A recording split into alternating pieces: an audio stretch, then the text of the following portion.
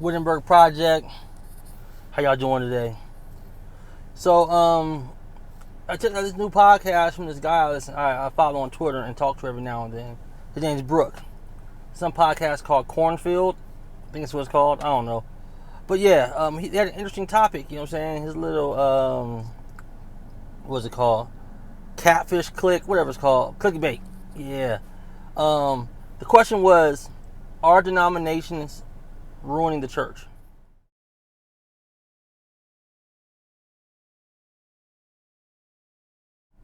Now, the blog didn't really tackle that question. It talked all around it, but it wasn't really a yes or no. And yes or no and defend your position type answer. So I figured, hey, why not? He asked for feedback. Hey, I'm your guy. I think it's a complicated question. I think the only person who can say yes to that are the non-denominational and Baptists, to be 100% honest with you.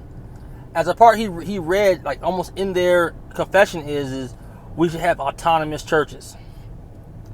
AKA, we should have a church body that answers to nobody but ourselves, is what that means when you translate it out. When they try not to use all big, when you take the big words out and just talk regular, it's, what I'm saying, it's my party, I can cry if I want to. Do what I want to do, you know what I'm saying? My answer is yes and no. And that might sound like, damn, that's some real BS right there. But now, hear me out. Overall, my answer for today is no. In today's current context is no. It's not ruining the church. If anything, it's preserving the church.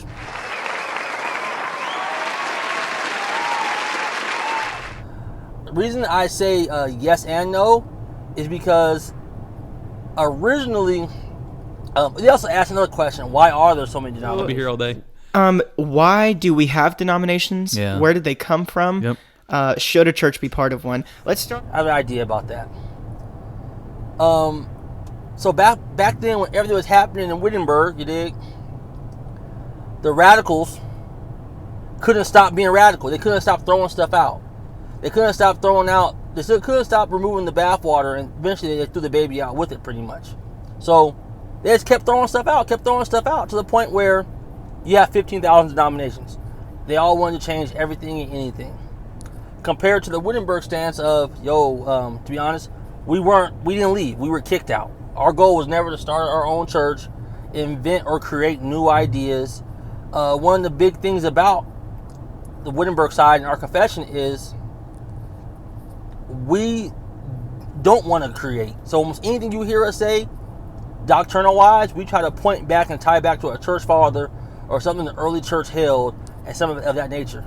Because creating is not what we want to do. We want to hold to the one faith given to the saints. We want to hold to the traditions and to the letters, 2 Thessalonians, I mentioned it before in my other blog of, this could be part 2. This could be part 2 of not really spiritual, so religious. It could be part 2 for that, But I say all this to say, denominations in today's context is saving the church because most church buildings don't have a doctrinal leg to stand on. Like, they're okay as long as your tithes are right and you don't baptize babies. Those 2 things are requirements. That's it in these places. They don't care about the theology behind the Lord's Supper. They remove God from the supper and baptism. So it becomes a point where it's like, yeah, who cares? Why can't we just all get together and sing Kumbaya? If you feel this, I feel that, oh well. Brooks made a good point. He was talking about how the SBC does it well and this and that. It's not a good point because they do it well. But it's a good point because you do see that there. I mean, there's like serious things like a guy who I used to do a podcast with, Colson, I won't say his real name, Colson, right? He every day used to tweet this saying, I will be God to you and your children. A beautiful promise by God. A beautiful promise by God that's still current today. I bring that up to say, should we deny that biblical truth just to be friends and say, oh, there's no denomination, theology won't be perfect until Christ returns, so, it's okay that you don't view my children as believers or as one in Christ. You view them as a heathen and a pagan while I'm in the pews next to you. That's not cool. That's not cool. Like, no, we need some doctrine. We need a line in the sand saying, yo, this right here, I think what you're doing is unbiblical. I'm not rocking with it. I'm not. To me, it's a serious thing. It's a serious thing for you to actually sit there and you have one guy believing the promises of God saying, I will be God to you and your children. And treating their children accordingly, praying with their children, teaching them that God loves them and stuff. And then on the flip side, you have a group saying, no, actually your kids are under the wrath of God. They're not God's yet. God doesn't love them yet. You might say that's far-fetched, but I've actually heard the Reform Pub, back before they became Presbys, they were saying that on their podcast. And they're studied. They're somewhat studied, they studied theology. People were high-fiving it. So don't think what I'm saying is extreme. That it really is a belief of some people on that side of the fence. For instance, you have Calvinist people in the SBC and you have Arminian people in the SBC. Literally, I don't want to say arch enemies, but you have literally two people with theologies that are so opposed to each other, sitting next to each other, pretending like they agree on key issues like salvation or how one is saved. Like, you literally can go from one Baptist church or one SBC church and then go visit another one and hear complete different things about the way you're saved. About God dying for all or God dying just for the elect. And these churches are supposed to be united in fellowship. So it's like, you might disagree tooth and nail with that statement. Like, for instance, I do. I disagree tooth and nail with the aspect of God did not die for all. Or, yeah, I won't even get started on other things. But if I was a member of that church, I would have an issue with that. Of thinking that, okay, I moved to a new city.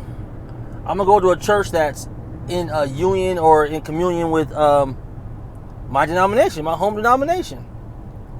And I get there and they talking that mess. I'm hot. Like, yo, what is this? Like, no, we're not one. We're not united on this. We're not united on this at all. It's just crazy. It's to the point where, like I said, we need to have denominations so people aren't walking into things like that. I remember my cousin, Antonio. You know what I'm saying? What's up, man?